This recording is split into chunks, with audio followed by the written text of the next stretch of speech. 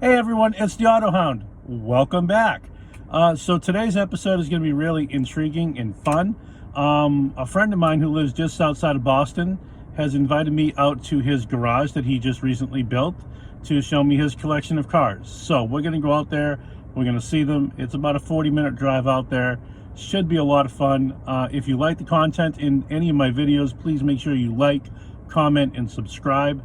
It's really important. Let's get some subscribers up there. We have 12 now. Let's go for 100. Let's just get to 100. 100's a good number. So let's keep going. And again, thanks, welcome, and enjoy the new content. Hey guys, I am the Autohound here. I'm here with Dave Geisinger from Massachusetts. He's a friend of mine who I met at the Lars Anderson. Dave, thanks for bringing me into your collection. And so let's get started on this one right here, if you don't mind. Sure. No, thanks for coming down. You're gonna see a lot of different cars today. Let's start with what we got here. This is a 1976 Porsche 912e. Not the most loved vehicle in the world, mainly because it used the engine and transmission from the 914s of the day. So that means that it's a 4-cylinder engine. But outside of that, it has all of the fixings that the 911s of the day had. This has been modified into sort of a road rally vehicle. I've recently had the engine rebuilt and the transmission done. Justin Becker and his crew down at South Shore Auto Works has done all the work on this car. And this car is amazing. It's been driven 1,800 miles from Boston to Florida in the middle of the winter. It's done many different rallies.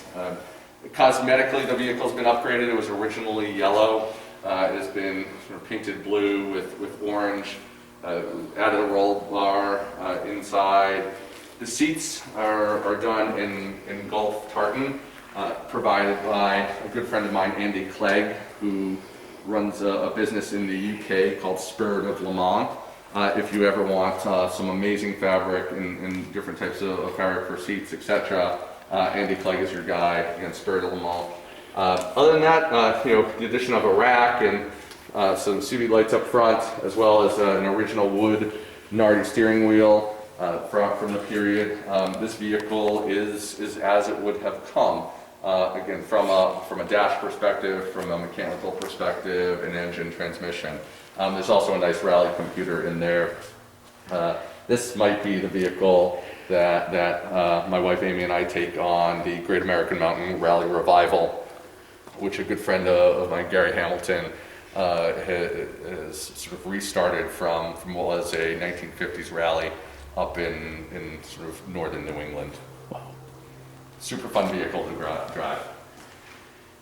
Up top here we have a 1974 Porsche 914 limited edition. This is called Creamsicle, so there were 500 of these in orange and ivory. There was another 500 in black and yellow called Bumblebee made as well. Of the 500 creamsicles, there's only about 70, 75 of them left. This is an all-original vehicle, with the exception of the fact that I just replaced the muffler. I'm starting to show a little bit of signs, but I also drive this vehicle. This vehicle has been driven in the snow. It's been driven to Florida and back. I have pictures of it with icicles hanging off the front air dam. What made this special was, again, that they made 500, but it's only appearance package, right, was really what made the limited edition. They also call them the Can-Am series, although they never ran in the Can-Am. Unbelievably fun vehicle to drive. It's nice because it has the removable top, but it's just a blast. It's like a higher powered go-kart that you get to be behind the wheel of. So just a fun vehicle. This one, its class at Porsche Works a couple of years ago when I drove it down to Florida. It's also been featured back in, I think it was December of 2019 in Panorama magazine, the Porsche, Wow. the Porsche magazine. So just a great vehicle to drive and continues in my sort of eclectic Porsche tastes. All right, so I really like this one. I like the Creamsicle name. That's awesome. Yeah, it's a fun car, and the only real difference between the LEs and the normal was simply the appearance package, the air dam, the color scheme, some of the other sort of cosmetic related things on it. Unbelievable. We'll come over here for a second. Not a vehicle. I guess it is a vehicle, but not something that you're going to drive on the road. 1957 Porsche tractor, Porsche Junior, a diesel tractor. A lot of folks didn't know that Porsche actually made tractors. I don't know why I bought it, other than the fact that I love it. As you can tell, I'm a huge Porsche fan. My wife and I were out in Scottsdale a few years ago with some good friends. Ed Owen, who owns European Auto Solutions in Waltham, helped me bid for this car, for this tractor, and it's just fantastic. It starts right up. It's got a lot of torque, low speed, but a lot of torque. Again, just a fantastic, fun little thing to have in a piece of Porsche history. Oh, absolutely. It's absolutely beautiful. And you're right. You're not going to go 0 to 60 with it, but No. you could get about 60 feet deep with this thing if you need to. So, Although I will say, when they start Rennsport up again, they did run a Porsche tractor race at Laguna Seca a few years ago. And I've told everyone if and when they start that up again, we will take that out to California and we will race the tractor. oh, that'll be fun. All right, moving on. So let's get past a Porsche for a second and look at this BMW. So many will recognize the livery on this BMW, and first of all, this is a tribute. This is a BMW 3.0. But has many of the fixings of a CSL. Very famous Le Mans vehicle. You can look up its nickname is the Batmobile. This one does not have the large rear fin that normally came with the Batmobile. For the US versions, they actually had to take the fin off, put it in the trunk, and you had to assemble it back here in the US. I will probably be putting one on there. It has a lot of sort of the original components to it. The seats, the wood interior is original. The dash is original. Much like the first couple of cars you saw, and you're going to see a theme. This car has also driven from Boston to Amelia Island in the snow, in the rain, and just an unbelievably fun vehicle. 6-cylinder, pretty powerful for its time. None of these vehicles are going to run as fast or win any races against modern vehicles today. But I'm more of a twisty roads kind of guy than I am a track guy. So great vehicle, a lot of attention. This is wrapped. It's actually Polaris silver underneath, the original silver underneath. And just again, a great vehicle. I have the original wheels upstairs, but these are period correct sort of BBS wheels that you might have seen at the time on a vehicle like this. Wow. And how she handle on the twisties you were saying you really enjoyed? All these cars handle well. I think again top speeds may not be there, but in terms of the twisty roads, they're just a lot of fun. The 914 was a little tricky in the mountains down in Virginia and North Carolina in the snow and the ice, but still a lot of fun without snow tires on it. I'm sure it was. Is this a 944 turbo, I believe? It is a 944 turbo. 86 this or is 87? my wife Amy's one of her babies. She is a big Brumos fan, and this is in fact an actual Brumos car. Oh. I have the original. In fact, I have the original sales receipt for the 914. I have the original sales receipt for this 944 turbo. It is all original, with the exception, again, this one's wrapped. The original guard's red is underneath. You can actually see the mirrors of the original guard's red. It was sold at Brumos. In fact, if you look at some of the accoutrements on the vehicle, you'll see here that the car was test driven and approved by Hurley Haywood. My wife is also a big Hurley Haywood fan, and our good friend James Holm, who's out on the West Coast, actually designed the livery for the vehicle. And 59 was Hurley Haywood's number. One of the nice things that we did for Amy and as a gift was another good friend of mine, Peter Sack, is friendly with Hurley, and we had, and unfortunately it's upside down, but you can see we had the mirror, excuse me, the visor signed by Hurley. It just says, "To Amy, best wishes, Hurley Haywood." So a nice little, a little add-on to the vehicle that means something to her, and it's just nice to have. Amy and I did drive this 1 year ago this weekend down to Amelia Island. Amy won first in her class for this vehicle at Porsche Works. Wow. So really just a great vehicle, lots of power, easy to drive, air conditioning, 5-speed manual, handles well, weight distribution is great, just a fantastic all-around vehicle. And again, all original, other than the wrap. Original wheels, but again, have been painted white. Absolutely amazing. So now we're getting into a little bit more modified of a vehicle. So this is a 914 6 GT. It is not an original 6. It has been modified. You will see very much like earlier cars. I love my Golf.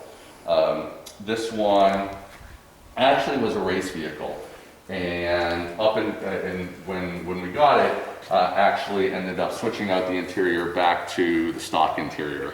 So this would have been sort of very typical of what you would have seen, other than the roll bar in the back and then the seat belts.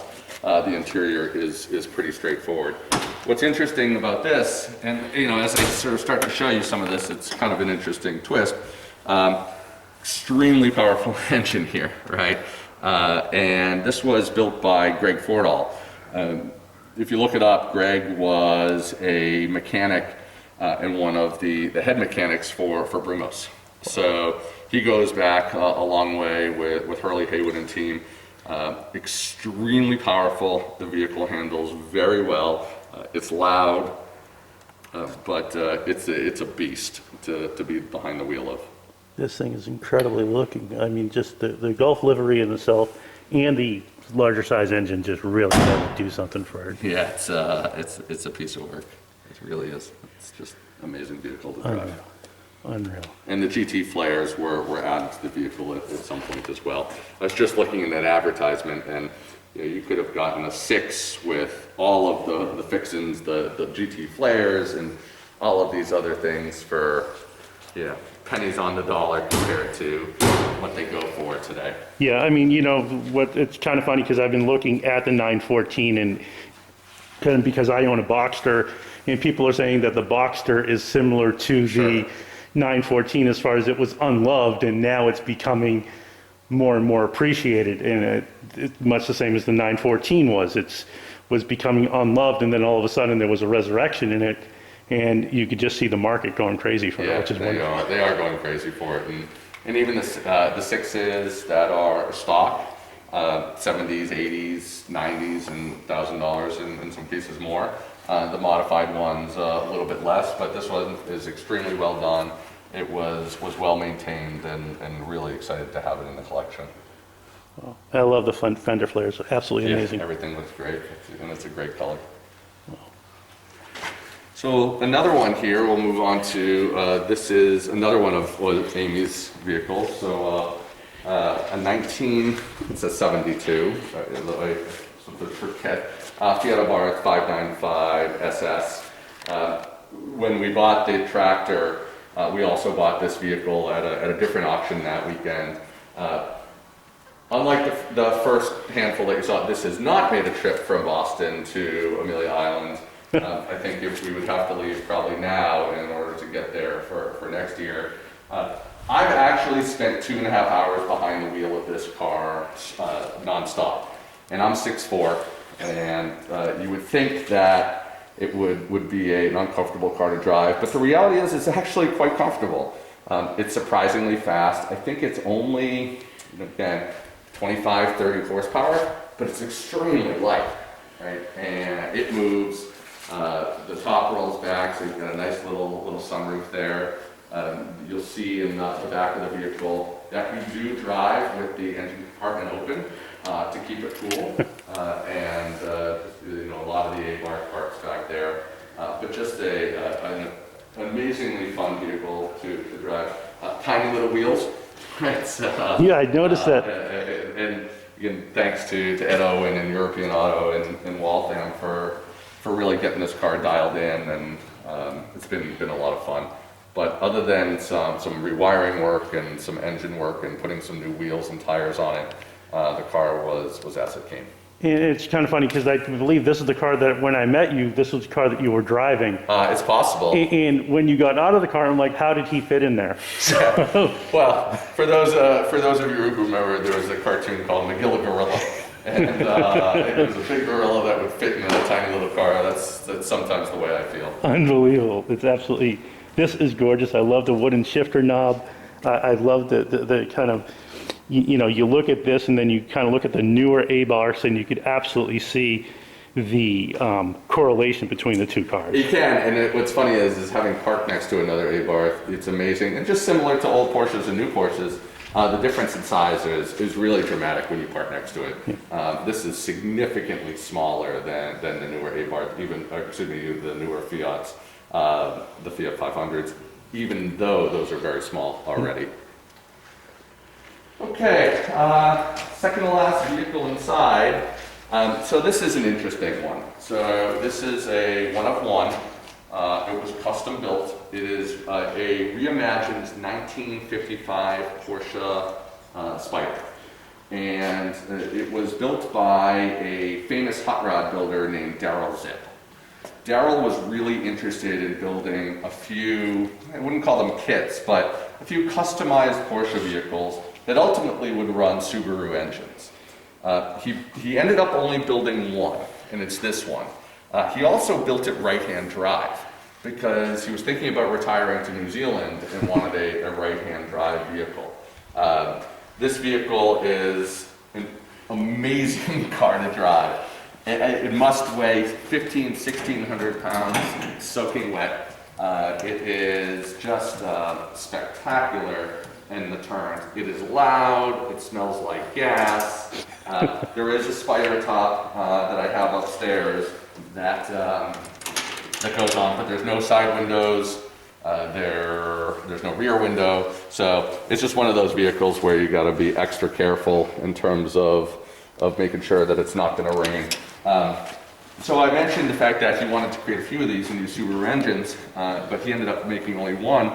And what's nice about this one is that he actually used a Porsche engine. So this runs a vintage Porsche engine and drivetrain, all on a custom chassis. Wow. This is a 914 2.0 liter engine, similar to what's in the 912E and obviously the 914. He built the custom shroud. You see it's running a dual set of carbs, custom exhaust, and it's just an unbelievable vehicle. I can see that the weight distribution is pretty even over the center of the vehicle as well. There's also no door handles. All the door handles are on the inside, and they are suicide doors. Wow. Just be careful behind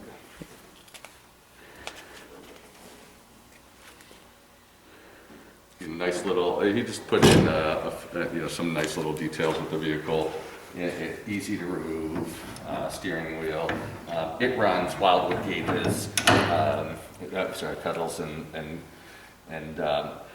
has all. The only thing it doesn't have is a windshield wiper, and I have a hand one that came off an old Model T that clips on the top here that you could use across. In case of emergency. In case of emergency. So I'm going to ask you the big question because I'll be honest with you, I've never driven a right-hand drive car. Yeah. Is the difference huge? Is it some? No. No. Shift pattern it's the same shift direction as you would with a left-hand drive vehicle. It does take a little, and the pedal setup is the same. It does get takes a little time to get used to it because you're shifting with your left hand instead of your right hand. Mm-hmm. But this is the third or fourth, I guess the fourth right-hand drive vehicle. When we go outside, I'll show you another right-hand drive vehicle. So I've gotten pretty used to it. Okay, excellent. I didn't learn to drive a manual until I was in my early 30s. So, wow. And I remember the first car was a a 1966 Volvo P1800 that I bought in Newton, Mass. And I went to look at the car, and when I looked at the car, the guy asked me if I wanted to take it for a drive. And I said, no, that's okay. You know, I didn't know how to drive a manual, but I loved the car. So I ended up buying the car. And I knew enough about it to get home, or to get out of the driveway, but I kept stalling on my way home, only to realize that when I was at a stoplight, I was actually in third gear and not in first gear. I made it home. I lived down on the South Shore at the time, so it was about a 45-50 minute drive. But from there, it's been pretty much manuals. Just to quickly show you this, it's funny. There is actually a little bit of a frunk, right? So a small trunk up front, and you'll see I do have to lift the hood here to fill the gas tank. Now that is funny. Look at that. It's pretty straightforward. That's unbelievable. This is actually going up for sale, I think. If anyone's interested, definitely hit up Dave. All right. So I guess the last of the vehicles inside is this beauty. So a 1979 Porsche 911 SC East Africa Safari vehicle. So back in 1978, Porsche ran a number 5 and number 14 car in the famous East Africa Safari Rally. At the time, it was one of the more grueling auto rallies out there. This is an exact replica of one of those vehicles, number 5. Neither one, both finished, although not without some pretty hefty damage. This is modified. It is an original transmission and original engine. I'll show you the engine in a minute. It has been wrapped and painted. It's got some upgrades on the inside in terms of seats and roll cage. The dash and the steering wheel are original. It has the correct horns and CV lights on the front, as well as what you might call a cattle catcher on the front. That is to prevent when you run into some animals. The entire vehicle has skid plates underneath, so the entire bottom is protected, and it is slightly lifted. So this is not technically a safari vehicle. The safari vehicles normally would have bigger tires. They'd be running like BF Goodrich AT tires, more like truck tires, which is a lot of fun. But given the size of the wheel wells, they just won't fit, and so normally they cut out a slice of the front well. I'll probably end up building a car that has that, but I wanted to keep this one as much like the original as there would be there. I put a few of my own touches on it, put a roof rack on it, some canisters for water and for fuel, as well as a shovel back here. Just an unbelievable. Let me show you the engine. And did you take her out last weekend or something like that? How was she? So a couple weekends ago, we had her out for a Dinosaur Motors through an event out at 508 International, basically a snow autocross, and she performed flawlessly. I will admit I have a few more squeaks in the vehicle now after hitting some bumps. I'll just leave that down. After hitting some bumps that were pretty loud, but and pretty bone shaking. But she drove great. She was a lot of fun. I did not ease up on her. I took her out like I should, and it was just a blast. There are Nokian snow tires on it, which performed again flawlessly, handled extremely well. And I look forward. I do have summer tires, summer rally tires, armor walled. So when I go out on some of the gravel and dirt, I don't have to worry about flats. But this is just a great car. That's unbelievable. And this is the most recent addition to the collection. It's absolutely fantastic. Thank you very much for showing me. This is amazing.